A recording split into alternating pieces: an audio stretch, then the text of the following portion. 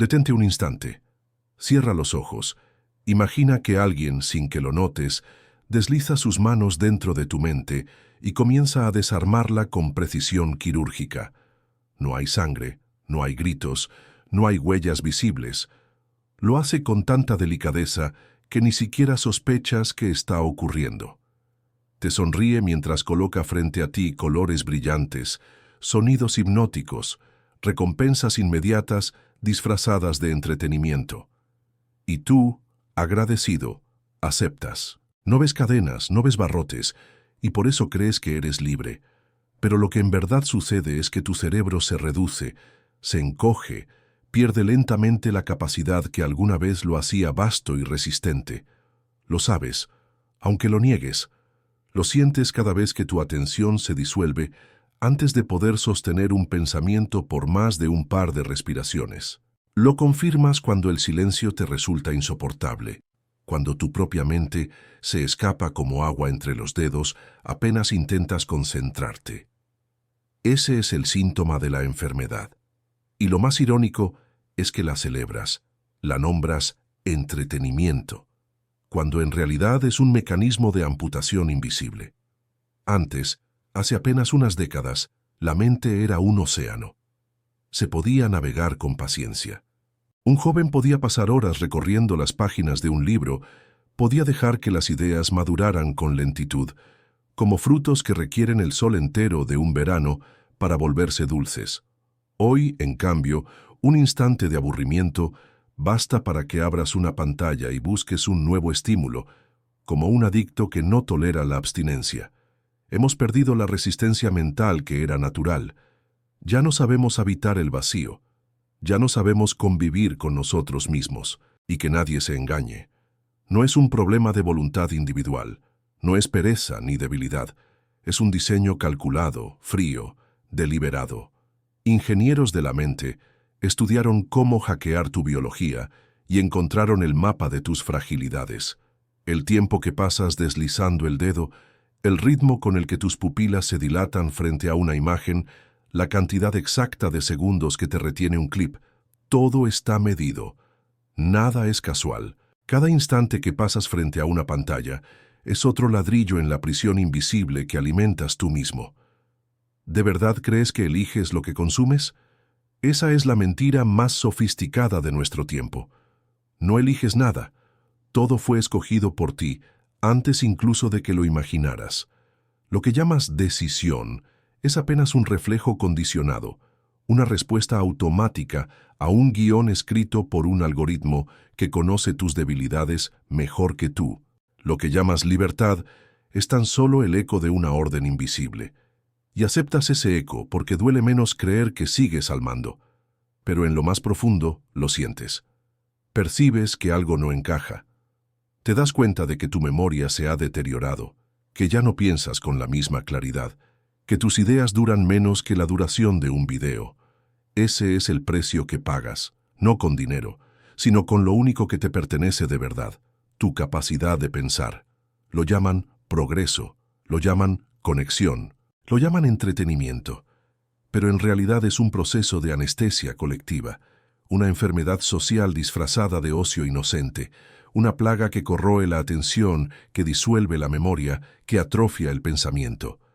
Una epidemia sin cadáveres, porque los muertos siguen de pie, sonrientes, convencidos de que aún están vivos. El enemigo no viste uniforme, no se anuncia con sirenas. El enemigo está dentro de ti, instalado en tu mente, susurrando que todo está bien mientras roba lo esencial. Y la pregunta, la única que importa, es ¿cuánto tiempo más lo seguirás dejando entrar? El deseo programado.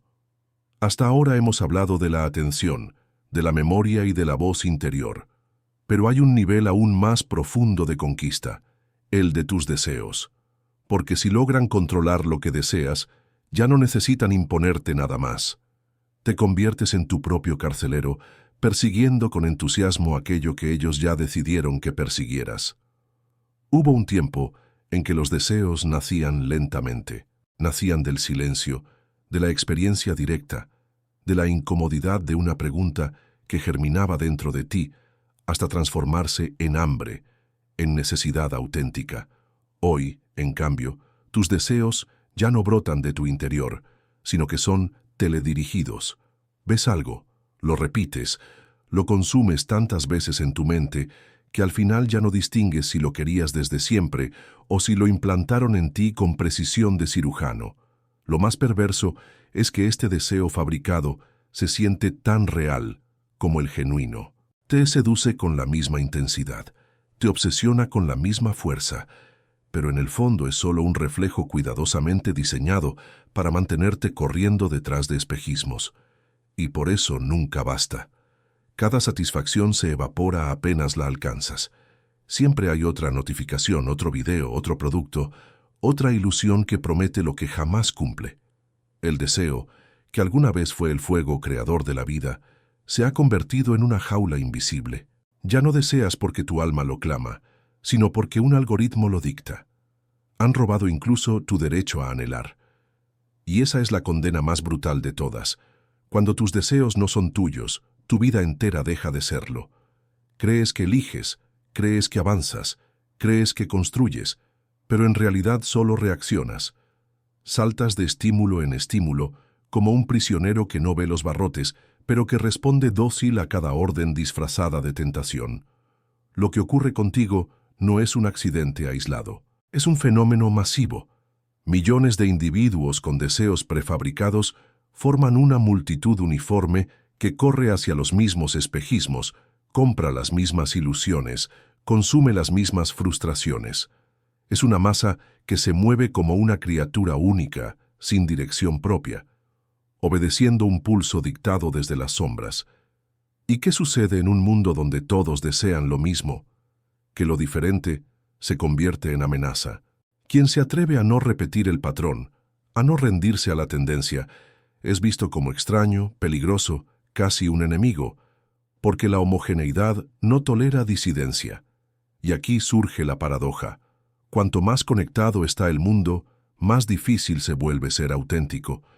Cuanto más ruido consumes, menos espacio queda para tu propia voz, y sin esa voz, terminas convencido de que los deseos ajenos son los tuyos. Ese es el verdadero despojo. No solo te han robado la atención, no solo han colonizado tu silencio, sino que ahora han tomado posesión de lo más íntimo, tu hambre, tu impulso vital, tu motor. Lo que alguna vez te movía hacia lo nuevo y lo propio, ahora te mueve hacia lo repetido y lo impuesto. Y tú lo aceptas porque la ilusión es placentera, porque la trampa está bañada en azúcar, porque lo falso se siente cómodo, mientras lo verdadero exige dolor, paciencia y resistencia. Piénsalo. ¿Qué significa vivir cuando ya no tienes deseos propios? Significa que existes como un cuerpo animado, pero no como una voluntad. Significa que sobrevives, pero no vives. Eres un eco, un reflejo, una réplica más dentro de la maquinaria. La herida es tan profunda que ni siquiera la notas.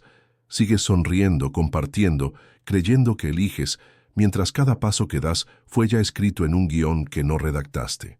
Y lo más macabro es que defiendes esa ilusión con orgullo, como si fuese tuya, sin sospechar que lo que llamas libertad no es más que obediencia camuflada. El rebaño uniforme. Cuando los deseos dejan de ser propios y se convierten en copias, el resultado inevitable es la uniformidad.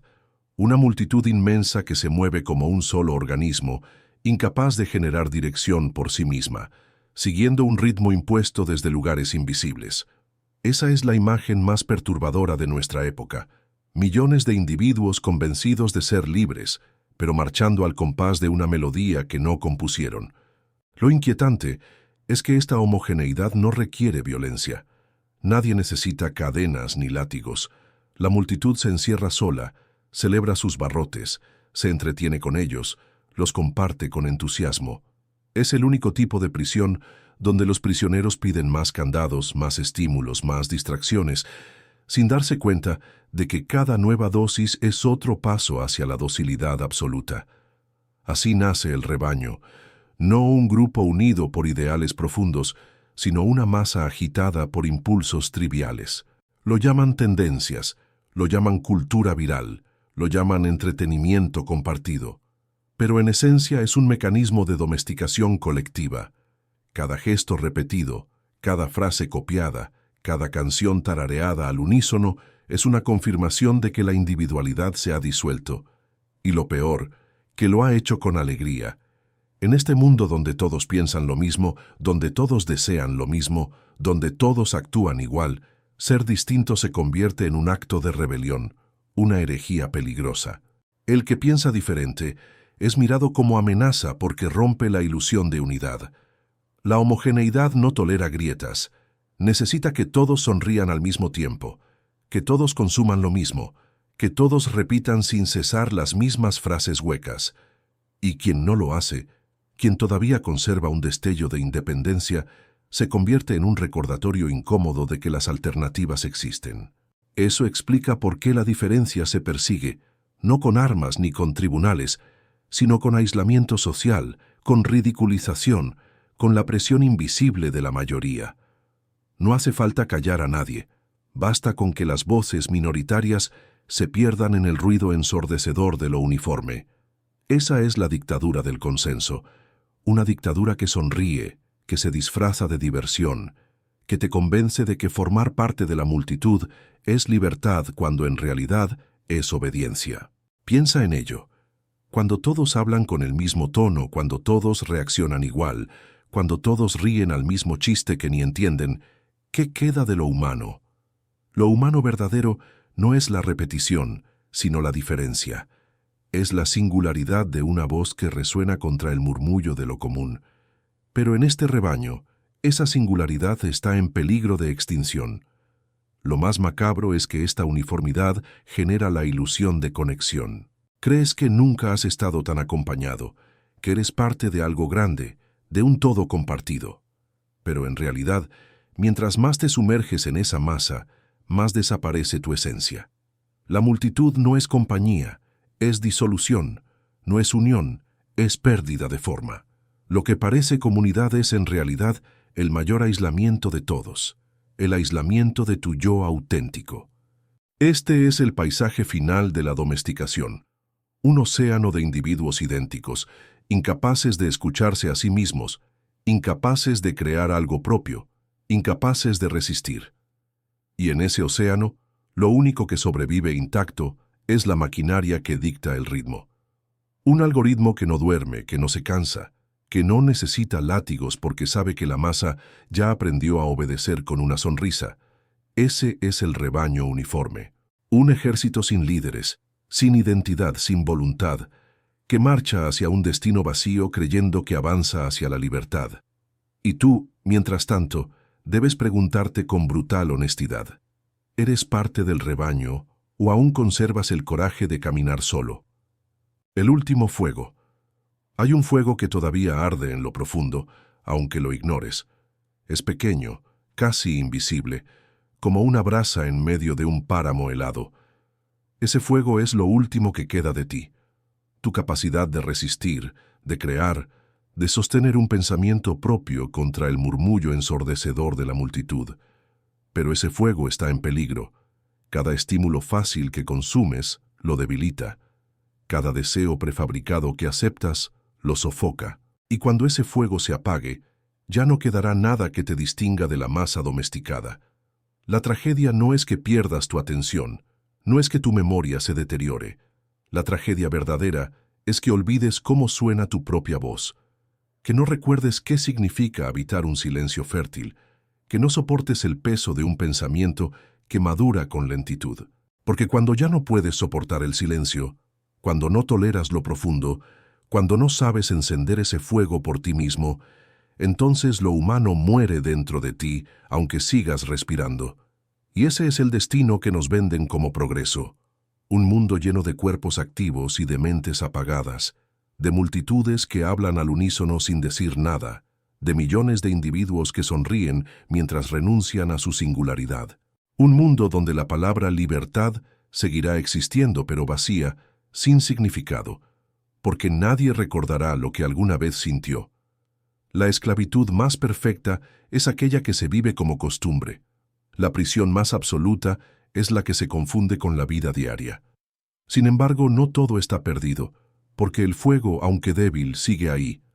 Recuperarlo exige dolor, exige disciplina, exige soportar el silencio como quien soporta una herida que quema, exige leer lo que incomoda, pensar lo que duele, sostener la incomodidad de un esfuerzo que parece inútil. Es un camino brutal, pero es el único. La resistencia nunca fue cómoda, nunca fue placentera. Resistir significa luchar contra un enemigo invisible que sonríe mientras tú sangras por dentro. Y esa guerra no es para todos. La mayoría preferirá la comodidad del rebaño, el calor falso de la multitud uniforme, la ilusión de pertenencia que anestesia. Pero unos pocos, muy pocos, elegirán la incomodidad. Elegirán ser diferentes aunque duela. Elegirán escuchar su voz aunque los silencie el ruido de millones. Elegirán pensar largo cuando el mundo entero exige rapidez. Esos pocos serán los únicos verdaderamente libres.